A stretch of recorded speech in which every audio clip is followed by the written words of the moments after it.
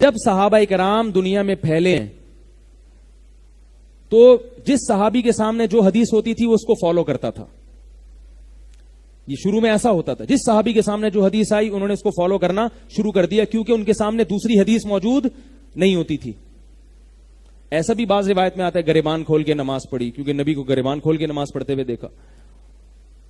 اب یہ اختلاف جو ہے نا امت میں پھیل گیا.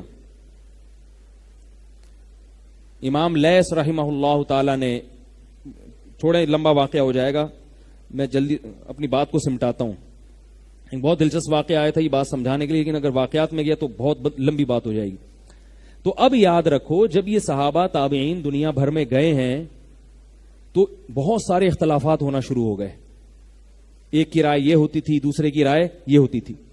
تو جیسے حدیثیں دنیا میں جب بہت زیادہ پھیلی ہیں تو عمر ابن عبدالعزیز نے حکم دیا کہ حدیثوں کو مدون کیا جائے, کھرے اور کھوٹے کو الگ کیا جائے.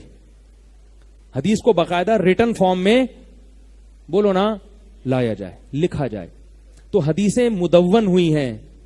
امام احمد ابن حنبل کی مسند تھی, بلکہ سب سے پہلے امام مالک کی موطا وجود میں آئی تحریری شکل میں. امام مالک رحمہ اللہ تعالی کی موطا حدیثیں تھیں مگر مدون نہیں ہوئی تھی.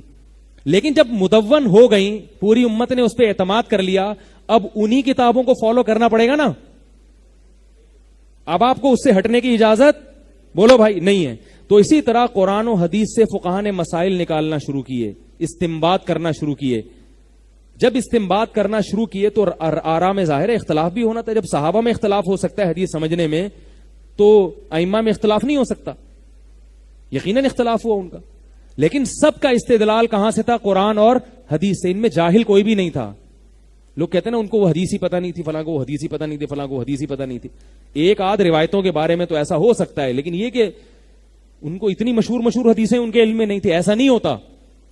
تو باقاعدہ دلائل کی دنیا میں پھر بحث شروع ہوئی اور فقہ مدون ہونا شروع ہوا. تو امت میں 4 مکاتب فکر قائم ہو گئے جو ریٹن فارم میں باقاعدہ لکھ لیے گئے. ایک کے بانی امام ابو حنیفہ تھے, اس لیے اس مکتبہ فکر کو فقہ حنفی کہا جانے لگا. یہ کوفہ میں مرتب ہوا ہے, کیونکہ کوفہ اس وقت علمی مرکز تھا, اور کوفہ میں سب سے زیادہ حدیث کا علم کوفہ میں تھا اس وقت. آپ بخاری اور مسلم کے راویوں کی تعداد میں آپ کو سب سے زیادہ کوفہ کے ملیں گے. بخاری اور مسلم جو ہے نا اس میں راویوں میں سب سے زیادہ تعداد کن کی ہے؟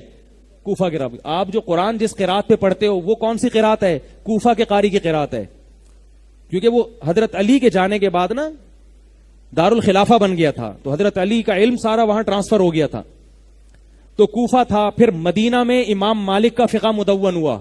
امام مالک نے بہت سی حدیثیں لکھی مگر ان پہ فتویٰ نہیں دیا, اس لیے کہ وہ یہ کہتے تھے یہ اہل مدینہ کے عمل کے خلاف ہے, کیونکہ وہ تابعین تبع تابعین کا دور تھا. وہ کہتے تھے اس حدیث کو اہل مدینہ فالو نہیں کر رہے, میں حدیث نہیں لوں گا, اہل مدینہ کے عمل کو لوں گا.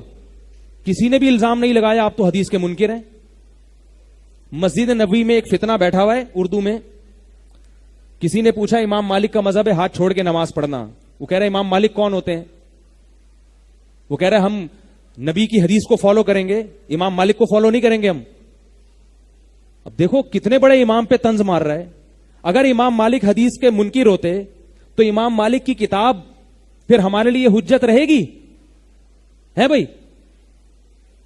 وہ یہ بھی تو کہہ سکتا تھا کہ امام مالک نے اس حدیث کو اس لیے فالو نہیں کیا کہ اہل مدینہ کے عمل کو وہ دیکھ رہے ہیں کہ وہ یہ سب ہاتھ چھوڑ کے نماز پڑھتے ہیں, تو اس عمل سے انہوں نے استدلال کیا کہ نبی کی آخری نماز ہاتھ چھوڑنے والی تھی, تبھی سارے لوگ اس کو فالو کر رہے ہیں. وہ حدیث ایک طرف رکھی رہ گئی. کہہ رہے ٹھیک ہے نبی نے ہاتھ باندھ کے نماز پڑھے ہیں, میں مانتا ہوں حدیث میں ہے, مگر آخری عمل کیا تھا؟ ہاتھ چھوڑ کے نماز پڑھنے کا.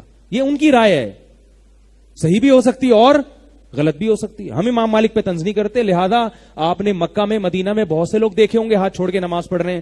ہم نے کبھی کسی پہ طنز بولو بھائی نہیں کیا, اس لیے کہ وہ بھی حدیث ہے. اہل مدینہ کا عمل یہ خود ایک حدیث ہے مستقل, اس دور کے اہل مدینہ, آج کے نہیں.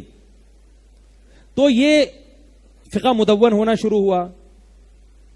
5-6 فقہ اس وقت دنیا میں وجود میں آئے, لیکن جن میں جان تھی, مدلل تھے زیادہ, وہ یہ 4 تھے: مالکی, حنفی, شافعی اور حنبلی. یہ 4 میں جان زیادہ تھی. تو باقی کیا ہوئے وہ آہستہ آہستہ ختم ہو گئے, ان کے فالوورز کم ہو گئے, چوتھی پانچویں چھٹی تک بالکل ختم ہو گئے, کل عدم ہو گئے وہ, اور امت ان 4 پہ آ کے کیا ہو گئی, بولو بھائی, جمع ہو گئی. تو یہ نہیں کہ پہلے کوئی بھی نہیں تھا بعد میں 4 بنے ہیں, پہلے سینکڑوں تھے, سمٹ کے 4 میں جمع ہو گئے.